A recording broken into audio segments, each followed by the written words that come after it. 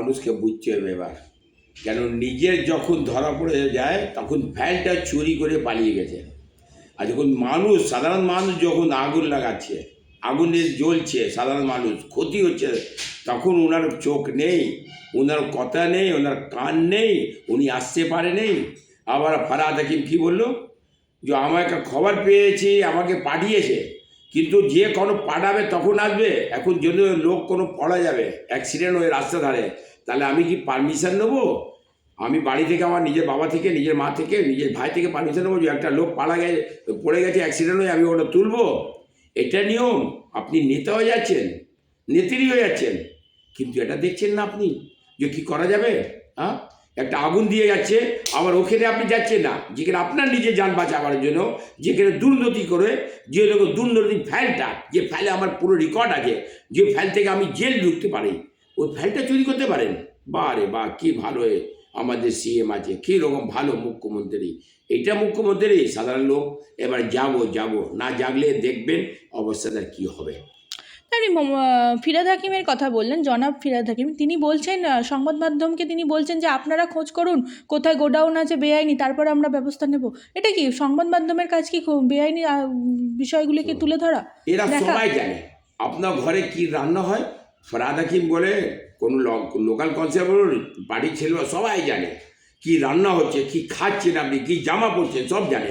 এখন বলছে আপনারা ওই ওয়ার্ডের আপনার দায়িত্ব আছে, নাকি আপনার কাউন্সিলর ওই ওয়ার্ডে আছে, আপনার এমএলএ ওই ওয়ার্ডের আছে, ওই ওয়ার্ডের এমপি আছে, তাহলে আপনি জানেন না? তাহলে কে জানবে?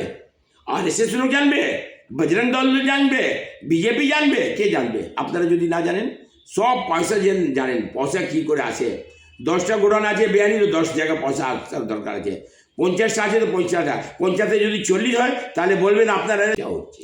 ফিরহাদ হাকিম বাবু মস্তানি করছে আপনি বলছেন? মস্তানি তো বাপরে বাপ, আপনারা বলেন মানে খুব ভালোভাবে ভদ্রভাবে কথা বলছেন যে মস্তানি। মস্তানি কাকে বলে? মানে চাপড়া নিয়ে আমি ঘুরবো তো মস্তানি হবে? মস্তানি এটা নেই, এটা মস্তানি করে রাজনীতিভাবে মস্তানি, রাজনীতি যে এরকম মস্তানি করছে টিএমসি সরকার, শাসক দল, ওইভাবে মস্তানি করছে। মস্তানি কীভাবে? শুধু চাপড় দেখিয়ে গুলি চালিয়ে মস্তানি হয় না, এরা মস্তানি বুদ্ধি দিয়ে কাজ করাচ্ছে। কেন থেকে মস্তানিগুলি করে পয়সা আসবে, কেন চাপ দিতে হবে, কোথায় কি করতে হবে, সব চাপ দিয়ে পয়সা কী করে হবে, ওটাও মস্তানি জানে। মস্তানি এরা ভালো খেলা জানে, খেলা এরা খুব ভালো জানে, কোনভাবে খেলা খেলতে, কোনভাবে বেআইনিভাবে খেলা করব, খেলা করে আমরা পয়সা আসবে, ওটা জানে। মস্তানি একে বলে। মস্তানি শুধু চাপড়া চুরি মস্তানি হয় না। মস্তানি চাপড়া চুরি যদি হয়ে যায় না, তো যত পেলওয়ান থাকতো সব বড় মস্তান হয়ে যেত। এখনকার মস্তান এরা ফরহাদ হাকিম আছে, কাউন্সিলর আছে, টিএমসি কাউন্সিলর, টিএমসি এমএলএ, এরা মস্তান আছে, এরা মস্তানি করে পয়সা কামাচ্ছে। সাধারণ লোক নেই, আর মস্তান এখানে নেই। কলকাতায় মস্তান নেই, মস্তান সবচেয়ে বড় এরা আছে, পুলিশকে দিচ্ছে, পুলিশই মস্তান। এই এই এই আমাদের পশ্চিমবাংলা পুলিশটা মস্তান আছে। পুলিশ বি জানে আমি আমাকে পয়সা তুলে দিতে হবে ওখানে। পুলিশ আমাকে যখন পুলিশ বলছে যে তো আমাকে পয়সা দিচ্ছ, তাহলে মেয়রকে দিয়েছো, আমাকে দিচ্ছ, কর্পোরেশনকে দিয়েছো, আমাকে দিয়েছো, কাউন্সিলরকে দিয়েছো, পুলিশ সবাইকে জানে, সবাইকে বরাবর দিচ্ছে। চোর চার মশা ভাই, চোর মশা ভাই, এরা এইরকম করে সবাইকে নিয়ে পয়সা যাচ্ছে।